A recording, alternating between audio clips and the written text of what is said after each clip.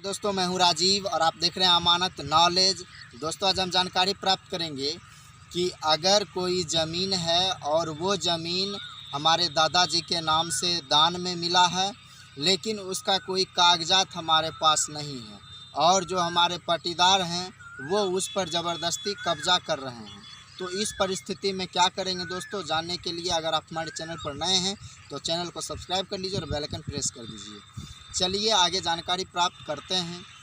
तो दोस्तों अगर मान लीजिए कि ये कन्फर्म मुझे पता है कि जिस ज़मीन पर हम रह रहे हैं वह ज़मीन जो है हमारे दादाजी को दान में मिला है, और इस बात से अगर हम कन्फर्म हैं तो इसके लिए क्या है कि आपके पास तो पेपर है नहीं और कागजात नहीं है, लेकिन कन्फर्म है कि आप जो कन्फर्म है कि वो ज़मीन हमारे दादाजी को ही मिला है दान में, तो कुछ ना कुछ तो आपके पास प्रूफ होगा कि आप जान पाए हैं कि वो हमारे दादाजी को ही मिला है दान में। कुछ ना कुछ तो ऐसा प्रूफ होगा।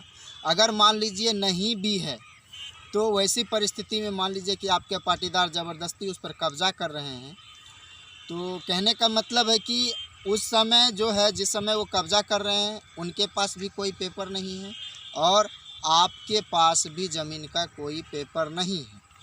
तो उस परिस्थिति में सेम पोजीशन पे दोनों हैं, बराबरी पे हैं, ना ही आपके पास है और ना ही इनके पास है। आपके पाटीदार के पास भी नहीं है और आपके पास भी नहीं है। तो उस परिस्थिति में जो है कागजी रूप से उस पर किसी का अधिकार नहीं है, ठीक है। और आप जो है उस पर रह गई अब दखल कब्जा की बात, तो दखल कब्जा जो है वो अपने बलपूर्वक किया जा सकता है, ठीक है। और आप ये समझ रहे हैं कि वो ज़मीन अगर आपका ही है, ठीक है, वो ज़मीन आपका ही है, दान में मिला है आपके दादाजी को, तो उस परिस्थिति में बलपूर्वक किसी प्रकार पहले आप दखल कब्जा हासिल कीजिए।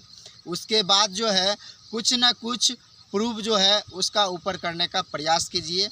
अगर मान लीजिए दान में मिला है तो उसका जो है आप राजस्व कर्मचारी के पास भी जा सकते हैं और वहाँ पर सबसे पहले तो है कि आप जिनके नाम से मिला है दान में उनके नाम से आप खतियान उपलब्ध कराएं, या फिर केवालगी ज़मीन है तो केवाला उपलब्ध कराएं।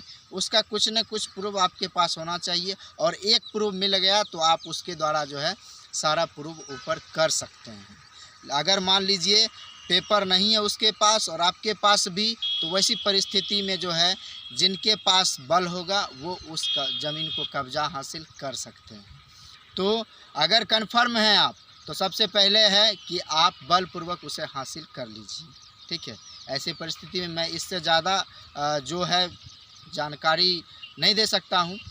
तो दोस्तों उम्मीद करता हूं कि आप समझ गए होंगे कि क्या करना चाहिए आपको और क्या नहीं करना चाहिए।